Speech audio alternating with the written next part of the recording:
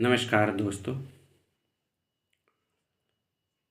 कड़वी है पर सत्य है और समाज का हर किसी को ये जानकारी होनी चाहिए और ये सत्य भी है और 100++ में ये सत्य माना जाता है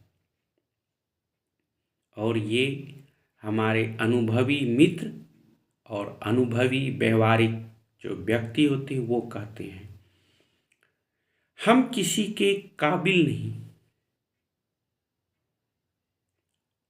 अनुभवी का कहना है कि हम किसी के काबिल नहीं, इसलिए हम दूर रहने लगे। हम किसी के काबिल नहीं, इसलिए दूर रहने लगे। जो हमारे बिना खुश हैं, जो हमारे बिना खुश हैं, उसे हम परेशान नहीं करते, क्योंकि कभी कभी ऐसा होता है कि समाज जो है, समाज के जो लोग हैं वो आपको नहीं पहचानते, आपकी जरूरत को पहचानते हैं, आपकी जो जरूरत है उसको वो पहचानते हैं। लेकिन हम लोग भूल बस मान लेते हैं कि वो हमको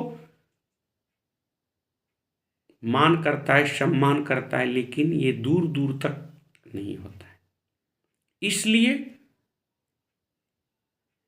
जिसके काबिल नहीं है उससे दूर रहने में ही भलाई है, क्योंकि धोखा हमेशा खूबसूरत होता है। धोखा जो होता है वह हमेशा खूबसूरत होता है और वो कब करवट बदलेगा वो किस्मत को भी पता नहीं चलता है। बहुत सारे सब हमारे जो उम्र के मित्र हैं वो बचपन में अपने बच्चे के लगाते थे स्टेटस गाना, मेरे दो अनमोल रतन, एक है राम तो एक लखन।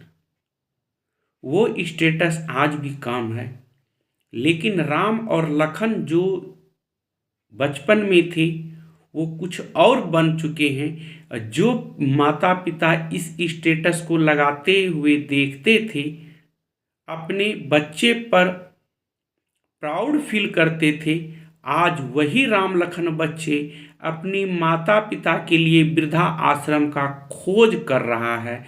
ये जीता जागता उदाहरण इस छोटे से प्रदेश में देखा जा रहा है।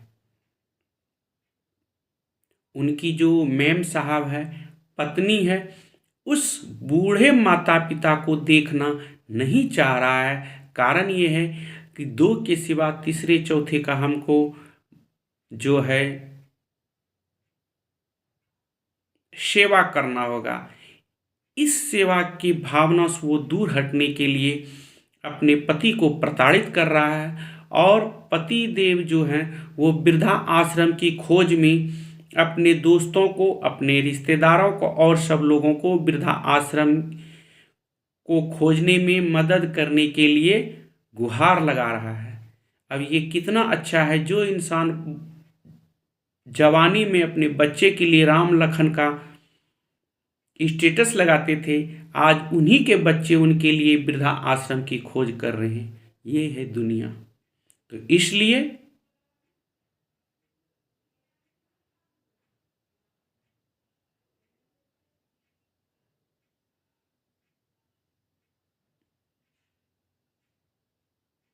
हर हमेशा अपने आनंद में रहें।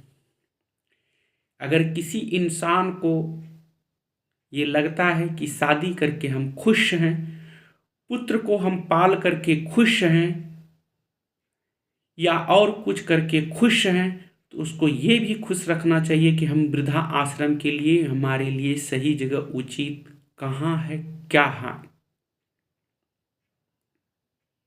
बहुत ही कम ऐसे बच्चे अब रह रहे हैं जो कि अपने माता पिता को रखना चाह रहा है। अभी हाल फिलहाल की घटना मैं बता रहा हूँ जो कि हम देखे हैं, शादी हुए 6 माह भी नहीं हुआ है। उनकी पत्नी घर में झगड़ा इसलिए कर रहा है क्योंकि उनके माता पिता यानी कि सास पुतोहू, सास और ससुर का भोजन बनाना पड़ता है।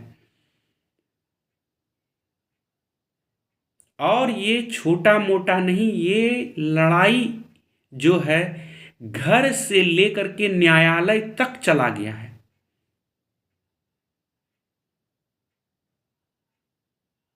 इनके समर्थन में लड़की के माता पिता, भाई, रिलेटिव उस लड़के पर यह इल्जाम लगाया कि ये दहेज मांगता है।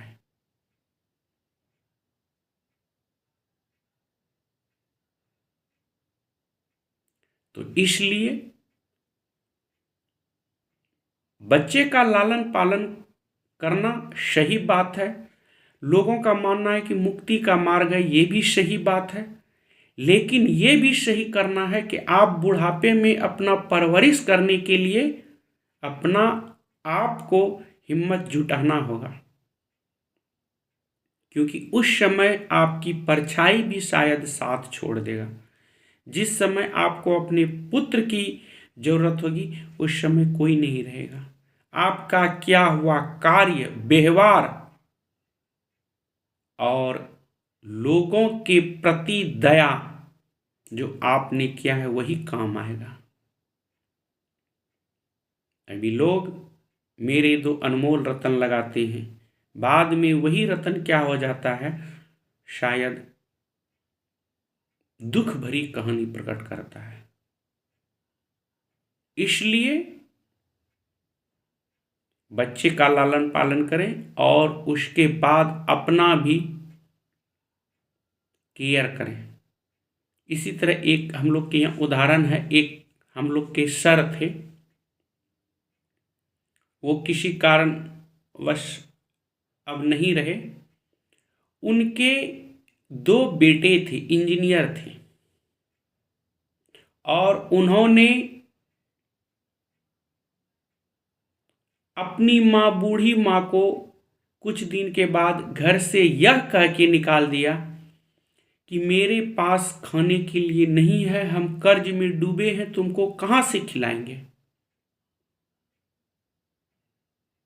और वो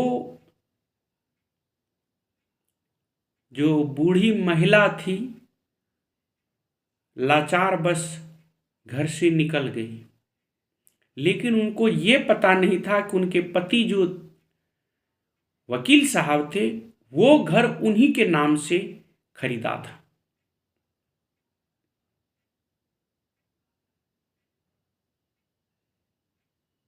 और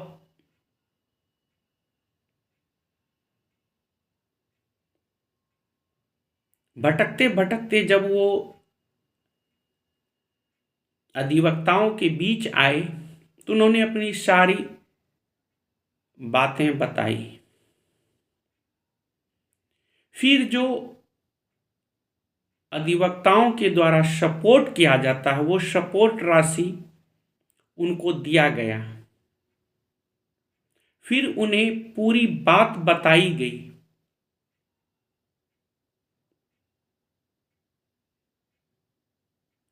और फिर जाकर के